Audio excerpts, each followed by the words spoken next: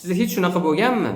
Ba'zi loyihalar borki, ularni kodlar shunchalik chalkashki, u koddan qidirib o'sha sizga kerakli joylarni amallab topganingizda va sizga kerakli kichkina o'zgartirishni qilganingizda u tizim umuman ishlamay qoladi yoki bo'lmasam boshqa joylarda qanaqadir muammolar kelib chiqadi. Mana shu muammoni eng asosiy sababidan biri bu o'sha loyihani arxitekturasi yomonligida. Bugun biz arxitektorlar va dasturchilar uchun eng muhim tushunchalardan biri bo'lmish mantiqiy komponentlar haqida o'rganamiz. Agar siz loyihangizni to'g'ri mantiqiy komponentlarga ajrata olsangiz, loyihaning kodlari tushunarli bo'ladi, tizim ancha oson, kengayuvchan bo'ladi va loyihaga yangi dasturchilarni kirishib ketishi ham tez bo'ladi. Demak, biz ushbu darsimizda mantiqiy komponentlar haqida, ular o'zi nima ekanligi, ularni qanday nomlash kerakligi kabi narsalarni o'rganamiz. Faraz qiling, sizga bir kitob kerak bo'lib qoldi. U kitobni topish uchun kutubxonaga bordingiz. Kutubxonaga kirib qarasangiz, hamma yoq bardak bo'lib yotibdi. Ya'ni kitoblar yerda sochilib yotibdi, polkalarda ham bir umuman kategoriya degan narsa yo'q, hamma yoq aralashib, dabdalasi chiqib yotibdi. Xullas, endi bunaqa bardakdan sizga kerakli bo'lgan kitobni topishga bir necha soatlab vaqt ketishi mumkin, agar kunlar ketmasa. Dasturlashda ham xuddi shu muammo bor. Agar biz loyihamizni kodlarini mantiqiy bo'laklarga ajratib olmasak, natijada loyiha o'sgani sayin uni tushunish juda ham qiyinlashib boradi. Uning ichidagi kodlarni qaysi biri nima ishga mas'ulligi tushunarsiz bo'ladi. Xatolar ko'payadi. Loyihaga yangi o'zgartirishlar kiritish u kattalashgani sayin tobora qiyinlashib boradi. Bundan tashqari loyihaning qiyinchilik darajasi ham oshib boradi. Uni ko'pchilik tushunmaydigan bo'lib ketadi. Mana shu muammoni hal qilish uchun biz tizimni mantiqiy bo'laklarga, ya'ni komponentlarga bo'lib chiqishimiz lozim. O'zi keling, komponent nima degani shuni tushunib olaylik. Oddiy qilib aytganda, komponent bu tizimdagi ma'lum bir vazifani bajarishga mas'ul bo'lgan bo'lagi. Shunda bizning tizim mas'uliyati aniq bo'lgan, tushunarli bir nechta komponentlardan iborat bo'ladi. Demak, mantiqiy komponent bu o'sha kod bo'lagi aynan nima ishga mas'ulligini, nima ishni qilishini bildiradi. Masalan, biz bitta internet do'kon bilan ishlatgan bo'lsak, u yerda payment degan komponent, ya'ni o'sha tizimni bitta bo'lagi bo'lishi mumkin. Nomi aytib turgandek, bu bo'lak to'lovlarga mas'ul. Demak, bunday komponentning ichida qanday kodlar bo'ladi? To'lovlarni qabul qilish, kvitantsiyani generatsiya qilish, balkim valyutani konvertatsiya qilish kabi mantiqlari mana shu payment komponentining ichida joylashgan bo'lishi mumkin. Endi ushbu tizimimizda yana order degan komponent ham bo'lishi mumkin, ya'ni buyurtma komponenti. Ko'rib turganimizdek, mana bizda hozircha ikkita komponent bor. Buyurtma komponenti mijozdan buyurtmalarni qabul qilib olishga mas'ul bo'lsa, payment komponenti bu to'lovlarni amalga oshirishga mas'ul bo'lgan komponent. Ikkalasi ham mas'uliyati aniq bo'lgan alohida komponentlar hisoblanadi. Endi buyurtma berilganda, buyurtmaning to'lovini amalga oshirish uchun, masalan, so'rov buyurtma order komponentidan payment komponentiga kelib tushishi mumkin va bu holatda order komponenti payment komponentining ichida aynan qanaqa ishlar bajariladi, u payment komponenti qaysi API'lar bilan aloqa qilib, qanday to'lov tizimlari bilan ishlaydi yoki uning ichida nima ishlar bajarish haqida umuman bilishi shart emas.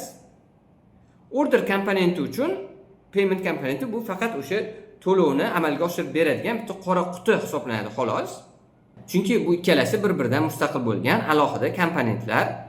Bir-birini faqat qanaqa ishga mas'ulligini biladi, lekin u ishni aynan qanday bajarishini bilishi shart emas. Bu juda ham muhim narsa. Shuning uchun buni tushunish osonroq bo'lishi uchun hayotda yana bitta misol keltiraman. Faraz qiling, siz tushlik qilish uchun bir restoranga keldingiz. Agar u restoranda ishlar to'g'ri yo'lga qo'yilgan bo'lsa, sizni alohida bitta shaxs kutib oladi.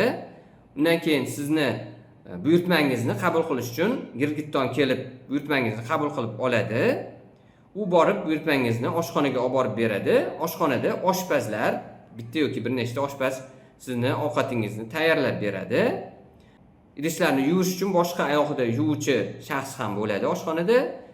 Ovqatingizni pulini to'lash uchun siz kassaga borib to'lovni amalga oshirasiz. Buni kassir javobgar bo'ladi. Undan tashqari restoranda alohida boshqaruvchisi ham, ya'ni ishlar to'g'ri bo'lyaptimi yo'qmi nazorat qilib turadigan odam ham bo'lishi mumkin. Mana ko'rib turganimizdek, shu o'rtacha restoranda 7 ta rol, har bir rol o'zini alohida mas'uliyatiga ega bo'lgan shaxslar ishlayapti. Lekin faraz qiling, siz boshqa bitta restoranga bordingiz, kirishingiz bilan sizni oshpazni o'zi kutib olib, sizga joy ko'rsatyapti. Oshpazni o'zi sizdan buyurtmani qabul qilyapti va oshxonaga kirib, sizni buyurtmangizni o'zi tayyorlab, olib kelib beryapti.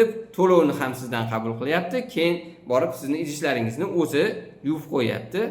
Bu umuman tasavvurga sig'dirib bo'lmaydigan holat, lekin arxitekturaga taqqoslasak, qiyoslasak, bitta komponent mana shunday ko'p ishlarga mas'ul bo'lib qolishini holatini mana sizlarga mana shu hayotiy misolda tushuntirib bermoqchi bo'ldim. Demak, mana komponentning nimaligini va ularni mas'uliyati haqida tushunchaga ega bo'ldik. Endi bu komponentlarni to'g'ri nomlash bu juda ham muhim. Chunki komponentning nomi katta ahamiyatga ega. Komponentning nomini uni shartnomasi deb tushunsak bo'ladi. Ya'ni odatda biz shartnoma shartlariga amal qilishimiz majburiy hisoblanadi. Xuddi shunga o'xshab komponentga nom berganimizda uni qiladigan vazifasi o'sha nomiga mos kelishi kerak. Shunday qiladigan bo'lsak, bu komponentni bajaradigan vazifasi unga bitta qaraganimizdayoq aniq bo'ladi. Nafaqat dasturchilarga, balki biznes odamlariga ham mana shu komponent nomi aniq bo'lsa, ular mana shu komponentni mas'uliyatini bittada tushunib olishlari oson bo'ladi. Va natijada tizim haqida gap ketganda, komponentning nomi aytganda hamma gap nima haqida aytganini ilib oladi.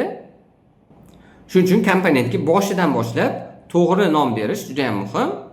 Agar biz komponentga o'ta umumiy qanaqadir mavhum bir nom berib olsak, uni dasturlayotgan nafaqat biz, boshqa dasturchilar ham, bu komponent demak umumiy komponent ekan, demak men bu mantiqqa ham buni ichiga tiqib olsam hech nima qilmaydi degan bir o'y hosil bo'ladi va natijada bu komponentni qiladigan vazifasi juda ham kengayib ketadi. Juda ham bir noqulay, hamma narsaga mas'ul bo'lgan komponent bo'lib ketib qoladi. Odatda komponentni nomlashda bitta formula bor. Domain qo'shuv responsibility. Ya'ni bu komponent aynan qanday komponent va u nimaga mas'ul, nima ish qiladi. Mana shu ikkita birikmadan komponentning nomini to'g'ri hosil qilsak bo'ladi. Masalan, order validator, ya'ni buyurtmani tekshiruvchi komponent yoki payment processor, ya'ni to'lovni processing qiluvchi komponent. Yoki bo'lmasam report builder, ya'ni hisobot quruvchi komponent. Yoki bo'lmasam yana bitta HTML parser. Nomiga qarab tushunamiz, HTML formatidagi ma'lumotni parsing qilishga javobgar bo'lgan komponent. Endi noto'g'ri komponentlarga misol keltirsam, masalan, data manager yoki bo'lmasam common utils, user helper, bular juda ham mavhum nomlar va ularni bitta qarashda nimaga mas'ulligini tushunish juda ham qiyin. Chunki masalan data degani, ma'lumot degani qanaqa ma'lumot, nima o'zi degan bir odamda aniq fikr hosil bo'lmaydi bunaqa komponentni ko'rganimizda.